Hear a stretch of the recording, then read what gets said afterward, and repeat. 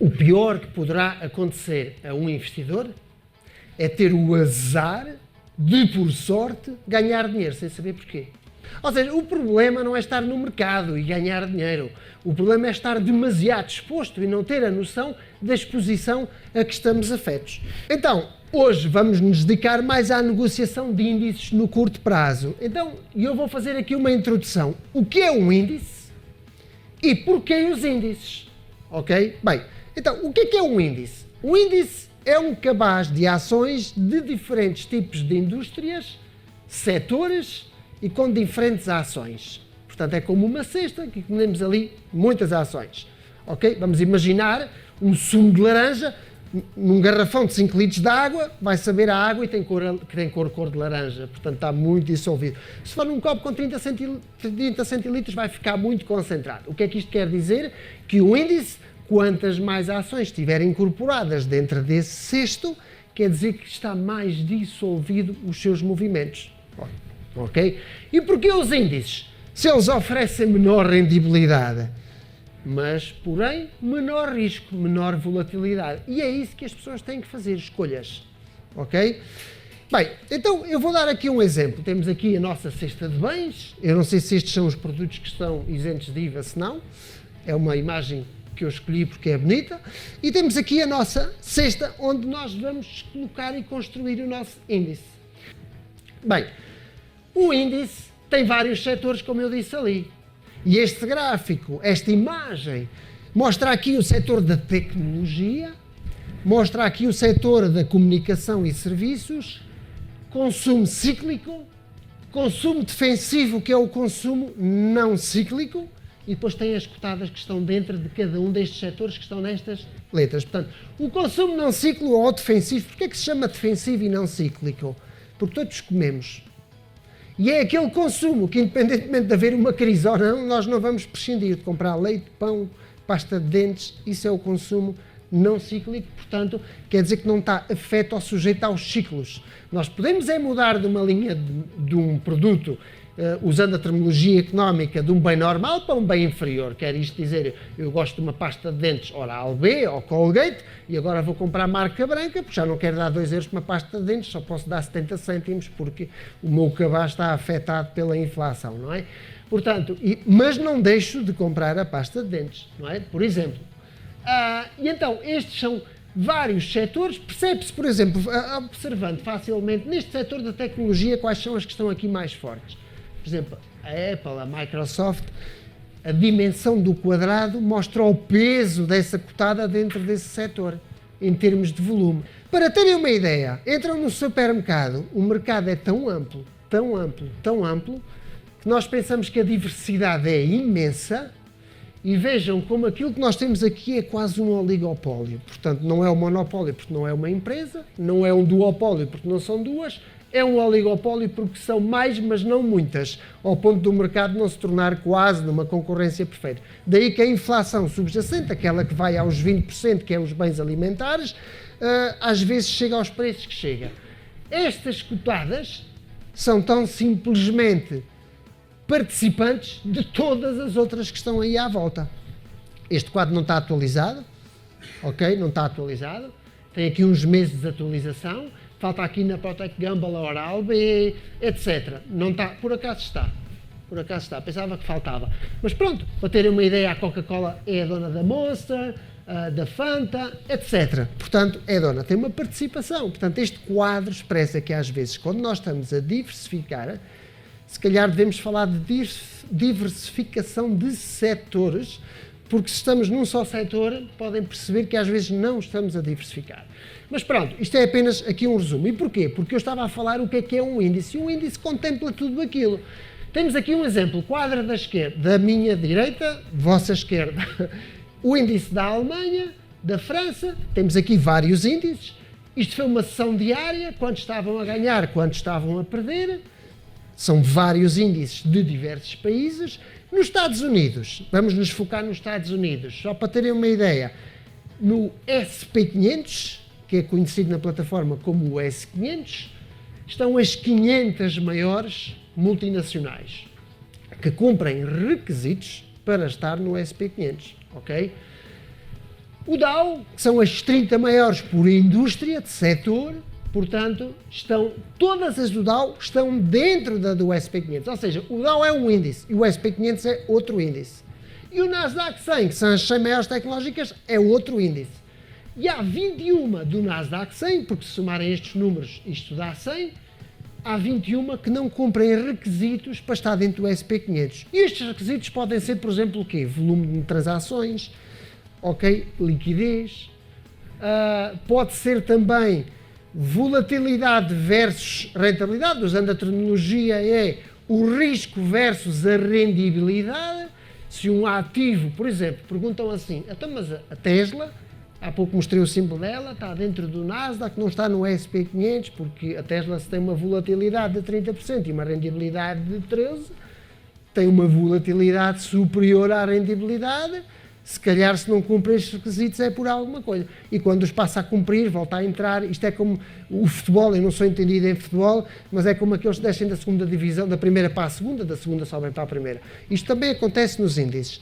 E outras das razões porque eu gosto dos índices para o meu intraday, para o meu negócio dia a dia ao longo da semana, é porque eu não estou afeto às desgraças de uma cotada. Quer isto dizer que, se eu estiver num índice como a Bolsa Portuguesa, que é chamado PSI 20, embora lá tenha menos do que 20, porque não há outras cotadas que cumpram os requisitos para irem integrarem o PSI 20. Se eu estiver no PSI 20, supondo que há 20 cotadas e há uma que sai porque se portou mal ou porque não cumpre requisitos, deixa de alistar, entra outra no lugar dela. Portanto, isto acontece em todos estes índices. Então, por exemplo, a Intel ou a Boeing, menos 42% nos últimos 5 anos. Portanto, e aqui ao lado, eu não vou hoje explanar isto, aqui ao lado do que nós temos é o risco como se mede em termos fundamentais, que é através da variância, do desvio padrão, do covariância, são fórmulas. Se um dia alguém estiver interessado, eu também explico como é que se chegam a estes números. Mas para terem uma ideia, se tivermos aqui um risco, vamos pegar na Boeing, 76%. Não, mas a Boeing está negativa. Quero um exemplo bom, um exemplo como a Apple, 274% de rendibilidade. Então ela aqui está com 54% de risco. Ok, isto é um 4-1. São 4 vezes bem para uma menos bem, ou para uma mal. Pronto, já posso fazer uma gestão de capital. Se não puser toda a lenha no assador, já posso fazer uma gestão. Ok? Pronto. Continuando a falar um bocadinho sobre os índices. Aqui estão por indústrias e setores, as do US30, do Dow, portanto todas elas. Por dar um exemplo, a Apple pertence à indústria da tecnologia, tal como a Microsoft. Só que a Microsoft está no setor mais focado no software, enquanto que a Apple está nos computadores. Qual é o critério para isto? O critério tem a ver com, conhecido em Portugal como o nosso CAI, Código de Atividade Empresarial. Qual é o volume de negócios que mais influencia e mais impacta nas contas desta empresa? Portanto, esta empresa é uma empresa que fatura mais em periféricos do que em software. Daí que diz computadores, ok? Este quadro expressa o volume. Aquele quadro que eu mostrei antes do peso.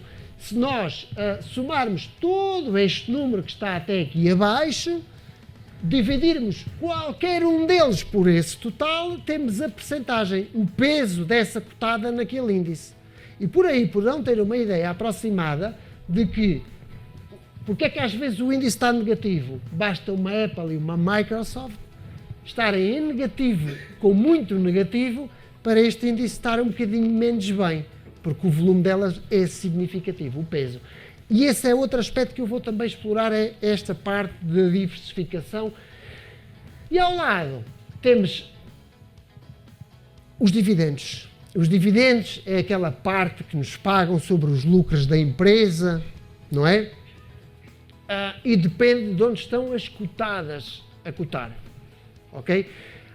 Há países, por exemplo, nos Estados Unidos, as que estão no S&P 500, na Alemanha, no DAX, têm um critério de que são total return, ou seja, o retorno é absoluto, na medida em que pagam dividendos em ações, muitas das vezes, e as pessoas são propensas a guardar as ações na carteira em vez do dinheiro. Também por causa da questão dos impostos, não é?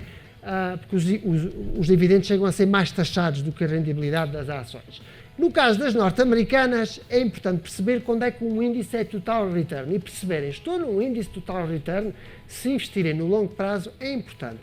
É importante porque vão ter total return, retorno absoluto, vão usufruir não só da rendibilidade desse índice, como também dos dividendos. Porque embora possa haver ali nas contas da empresa um ajuste do preço por um período de 2 dias, ele tende a equilibrar depois, ok?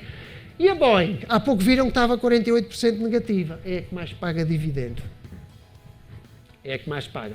Depois há outros critérios, olhar para as contas da empresa, ver se é viável. A Boeing teve aí um período difícil, mas também há outro fenómeno nas empresas, depende, é importante conhecer os critérios pelos quais elas optam. Por exemplo, Apple paga 0,74, mas o Warren Buffett tem tem um grande peso da sua carteira na Apple, portanto, por alguma coisa é. Bem, e porque estávamos a falar dos setores, para terminar esta explanação dos índices e dos setores, temos aqui, por exemplo, uma sessão mensal, qual foi o setor que mais predominou naquele índice. Isto é importante saber. Isto é um dos meus, na minha opinião, é uma das minhas formas de estar no mercado. Vocês imaginem-se numa praia e têm um grupo de amigos e resolveram, esse grupo de amigos, puxarem aquele jogo da corda, a ver quem é que ganha. De um lado está um grupo e estão dos dois lados a chamar: anda para aqui, anda para aqui. Eu olho, onde é que estão os bons ginásios? Estão ali, eu vou para ali. Então, eu vou para o lado dos mais fortes. É este o pensamento que se deve ter, na minha opinião. Portanto, o que é que está a dar peso ao movimento? Pensar assim: as utilities, a tecnologia, os materiais básicos são os que estão com menos peso, são os que virão a ter no futuro, ok? Tende a ser errada a escolha. Essa opção repetida, em termos estatísticos, tende a não ser a melhor. Esta é uma outra forma de observar, esta é a sessão, ou seja, neste dia está um pouco desfocado, errei na edição da imagem, na sessão diária há aqui um outro setor que tem muito mais peso, ao longo do ano há um outro que se repete e há aqui o mensal. Este gráfico é só para partilhar como é que eu também olho para isto. Nestes meses, isto é uma barra histograma, isto é um gráfico histograma, o nome disto, tem aqui a linha 0, quer dizer que o mês foi positivo ou negativo, e quando foi positivo ou quando foi negativo, qual foi o setor, pelas cores, que teve mais impacto e influência naquilo. No comportamento do índice? Porquê que isto é importante? Para percebermos se há rotação de carteiras. Para percebermos, porque nós não temos dinheiro para movimentar o mercado, mas nós queremos saber como é que o mercado se movimenta. Nós queremos saber onde é que os grandes estão, porque queremos ir com eles, queremos estar como eles. É o tal grupo da corda que puxa para o lado que nós queremos ir. Então nós queremos perceber aqui, azul, consumo cíclico. Portanto, as pessoas aqui, em janeiro, consumo cíclico. Ok? Portanto, eu se calhar vou ver qual é a cotada do consumo cíclico ou as cotadas que mais estão a empurrar aquele setor, que por sua vez empurra aquele índice. Vamos ver isso com mais detalhe? Então, este exemplo. Porquê um índice? Menor rendibilidade. Ok, 117% de rendibilidade neste período gráfico. Ok? Obviamente este não é num ano. Já o fez num ano, mas não é o caso agora. O Dow, aquele que estamos a falar, o S30.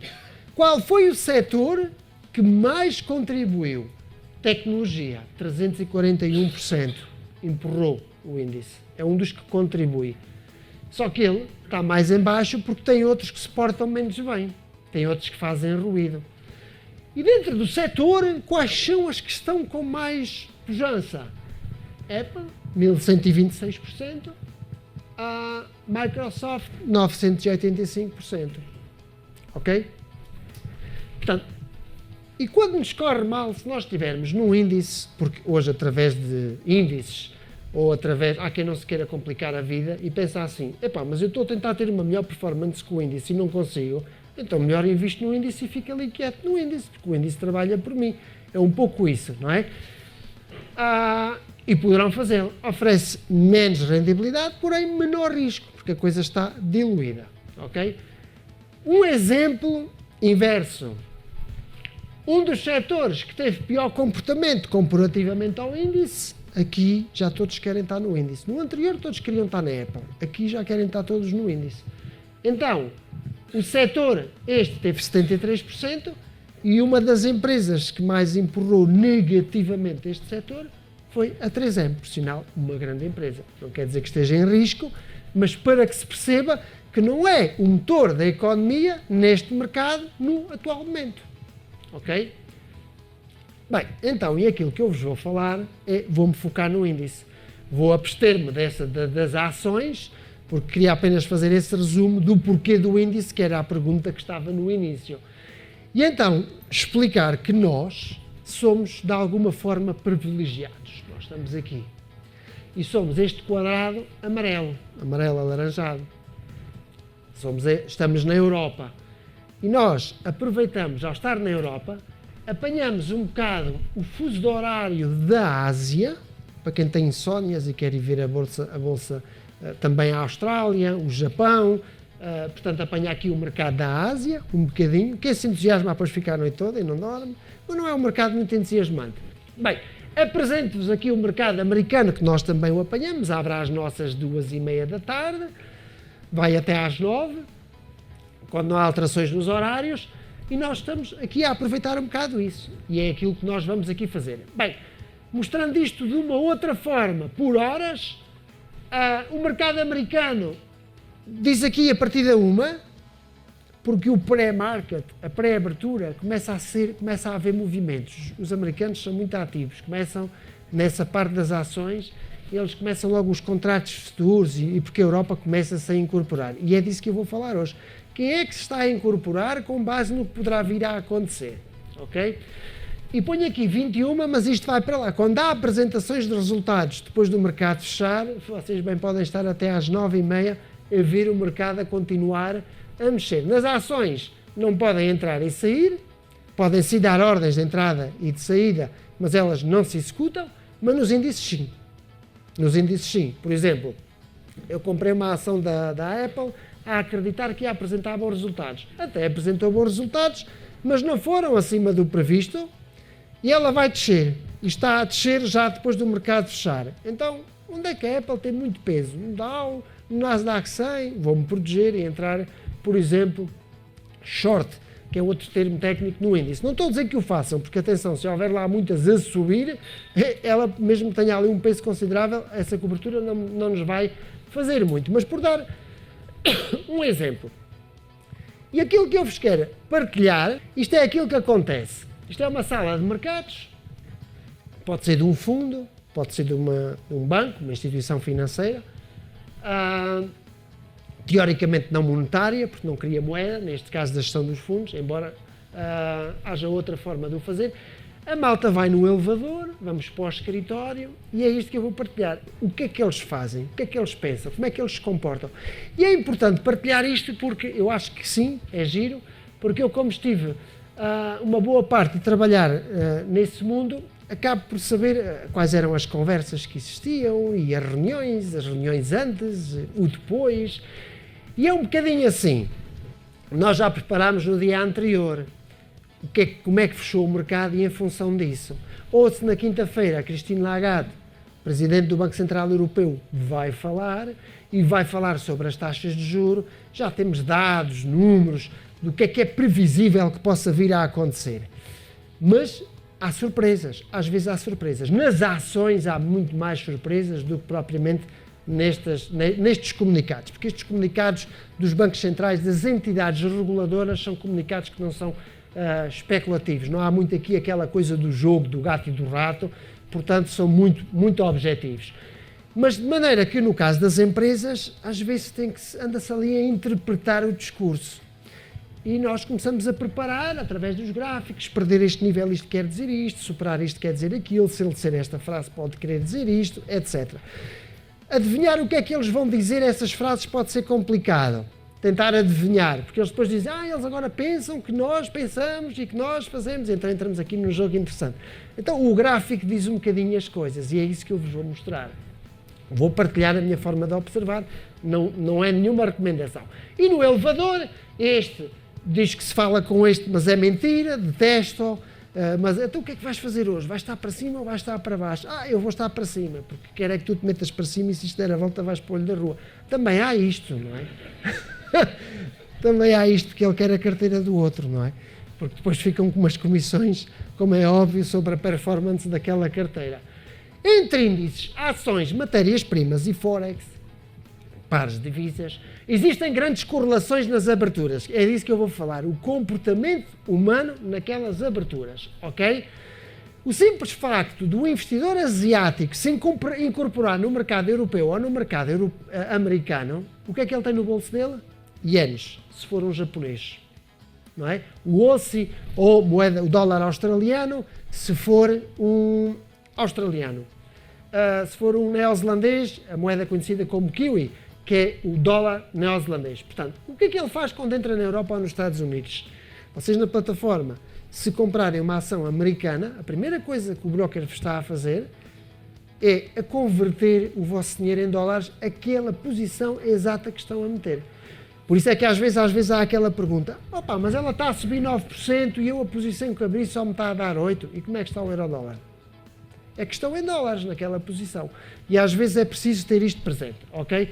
Bem, e na maior parte das vezes, quando muitos investidores fazem o mesmo ao mesmo tempo, imaginem o Japão, estão lá eles no fundo e dizem assim, amanhã Christine Lagarde vai falar. Então eu vou fazer direta. Para eles é direta, para nós é pequeno almoço, estamos a comer a torrada. Vou fazer direta e vai tudo entrar na Europa. Para comprar, seja obrigações, para comprar ações, a primeira coisa que estão a fazer é adquirir euros. Então, o que é que o par de divisas nos diz? Os asiáticos a dizer que compram, os neozelandeses a dizer que vendem, etc. Não sei, estou a improvisar, como é óbvio, não sei quem é que o fez. Mas andou aqui, neste terreno. Alguns estavam metidos na moeda, acharam que já só queriam a valorização da moeda em si, depois saíram, mas aqueles que queriam mantiveram-se ao longo do tempo, não é? É por isso que os índices e a maior parte das ações nunca vêm a zero, porque os investidores, a maior parte, e os que têm realmente peso, são investidores de longo prazo.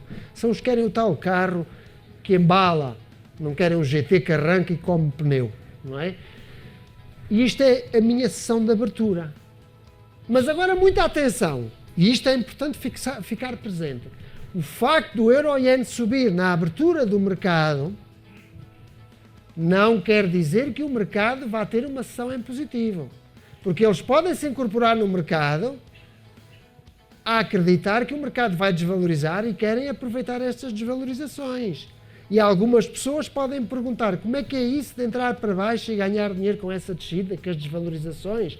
É o conhecido short selling. Entrar na descida. Ok? Portanto, é possível.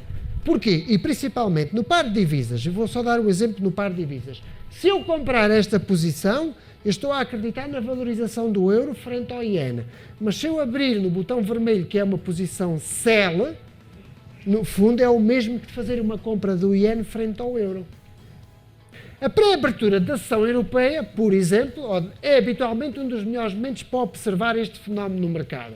Podemos aproveitar essa volatilidade que viram ali antes da abertura. Volatilidade não é mais do que a velocidade dos preços. E se o mercado ganhar uma verticalidade favorável à tendência por nós detectada, vou-vos mostrar no exemplo, percebemos que numa suposta alocação dessa posição poderemos tirar partido da mesma.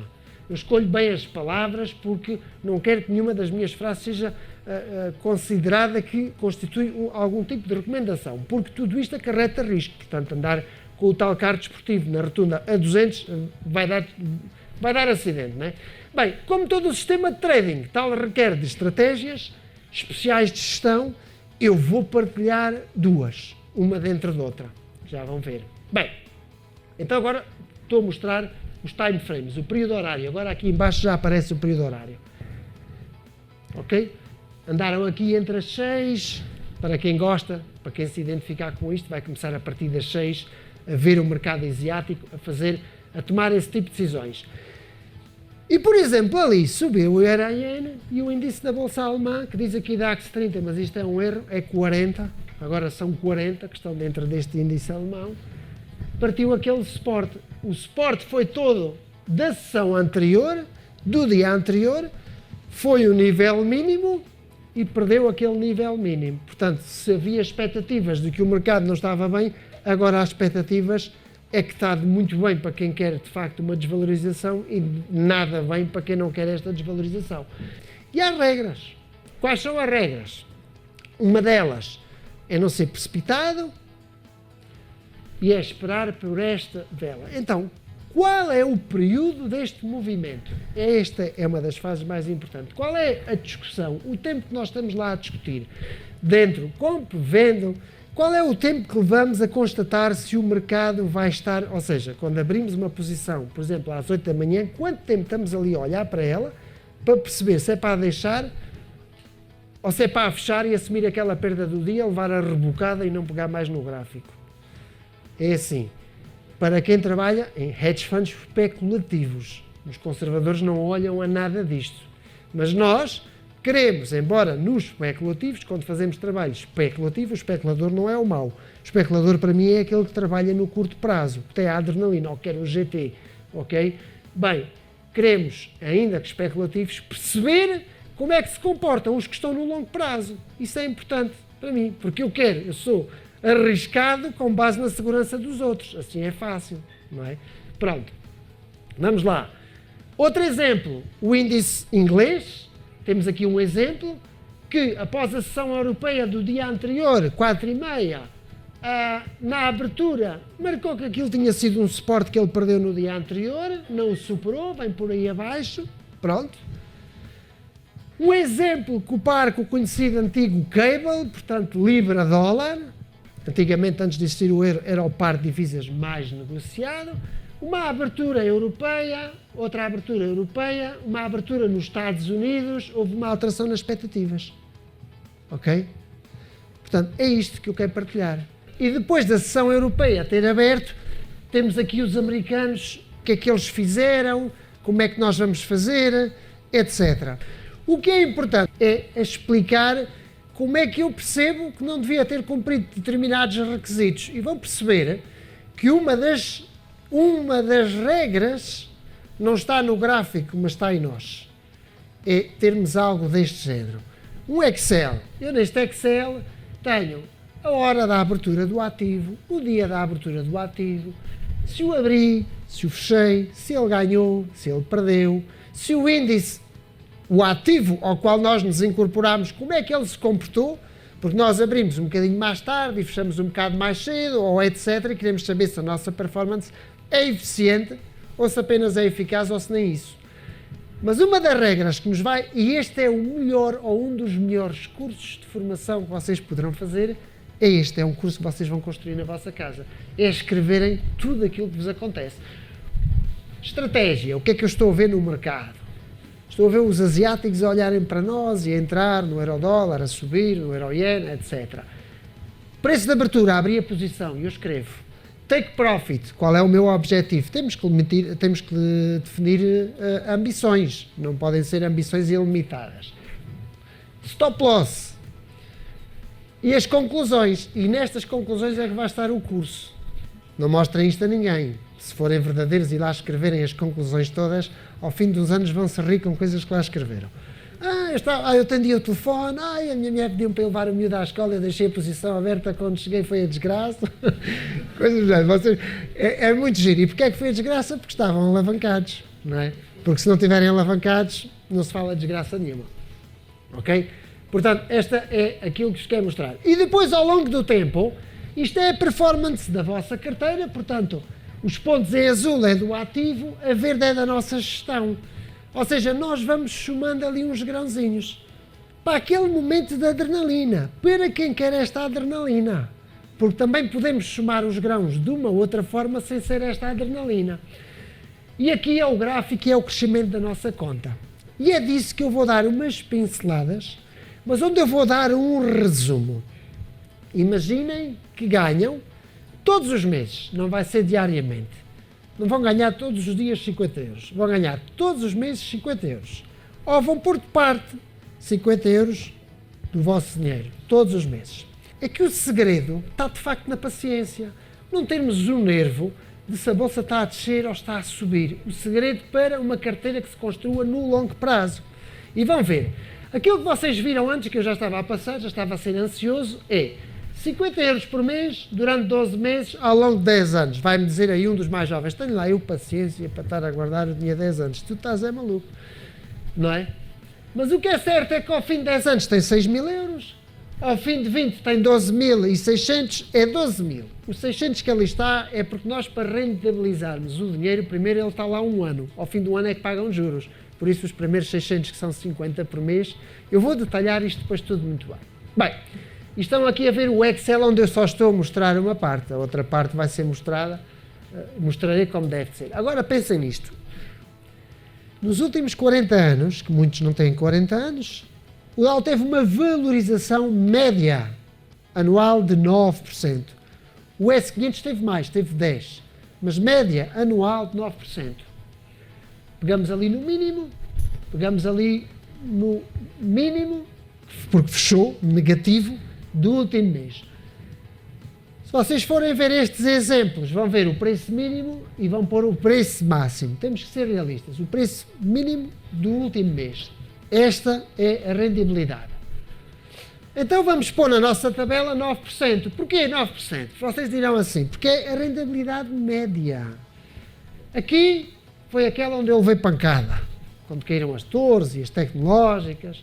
Aqui foi a queda da subprime, 2007, 2008. Ninguém tem paciência. Ninguém tem paciência para enriquecer de maneira lenta. Então decidem empobrecer de maneira rápida. Basicamente é isto. Não é? Esta média que está aqui a azul é a média da maioridade, 18 anos. É a média de 18.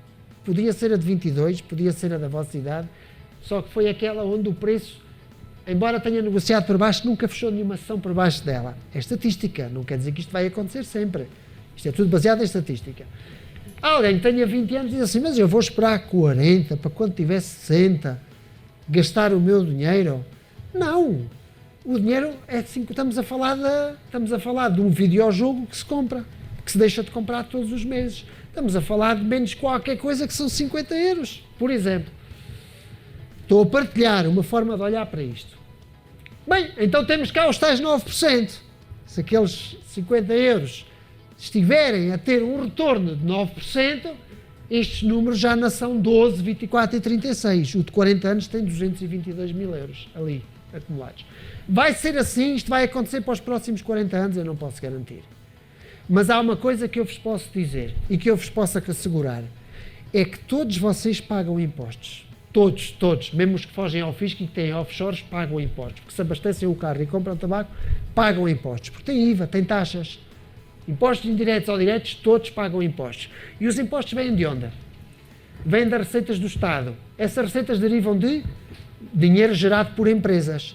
As empresas estão a arriscar, geram emprego e crescimento. Ao longo do tempo, a tendência da economia é sempre crescer, porque o salário da minha avó, ela não tinha salário naquele tempo, mas o do meu avô não é o meu salário de agora, não é? Portanto, a economia tende a crescer, basta olhar para o PIB e ver que está sempre em crescendo. E os índices são quem faz a economia. Porque os índices, as empresas pagam impostos, pagam salários e isso é a economia. Então eu vou aqui desmistificar essa história do risco.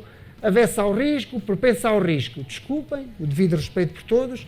Há os propensos ao risco e há os que têm apenas medo do risco e que eu compreendo e que eu respeito. Eu também, andar a 200 já me dá medo. Quando era mais jovem, se calhar acelerava em tudo quanto era sítio. Hoje olho para trás, grande maluco, não é? Portanto, 9%. Mas as ações, se for total return, como eu falei no início, também pagam dividendos. Também pagam dividendos. Esta é a tabela dos de agora. Não quer dizer que vai ser sempre assim. A verdade de hoje pode ser mentira da amanhã. As mentiras do passado podem ser as verdades de hoje. Mas baseado neste cálculo, vamos então somar o dividendo dos 2%. Isto é uma acumulação composta. Isto é juro, é como juro composto. Ou seja, aqueles 50 euros não é para ir tirar.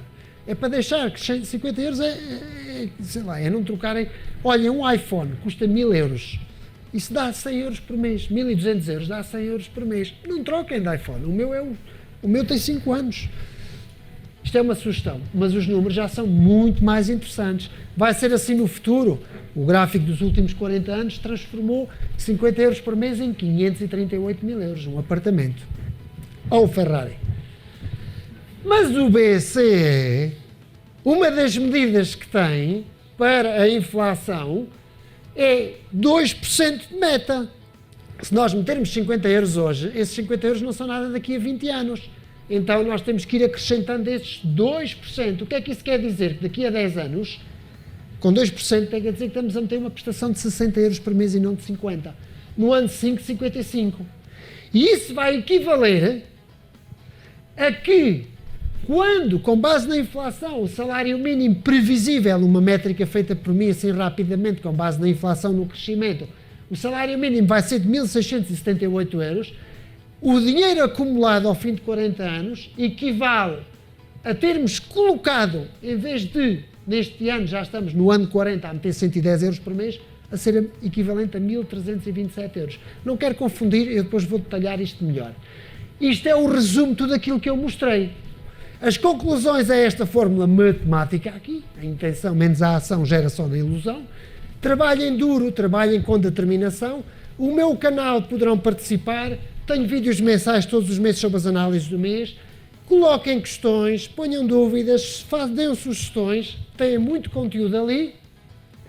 Trabalhem essencialmente, quando eu digo duro, é acima de tudo com determinação, mas não deixem de se divertir, não deixem de desfrutar junto da família, junto dos amigos, porque nós precisamos de expelir a adrenalina que acumulamos a olhar para os mercados, ok? Para que depois não gritemos mais alto do que o que damos numa mera discussão, porque estamos comprimidos. Por vezes, é mais uma frase minha, em bolsa, o que todos sabem já só vale zero. Esta era a minha apresentação de hoje, espero que desfrutem. Muito obrigado por terem assistido, muito obrigado por terem aí.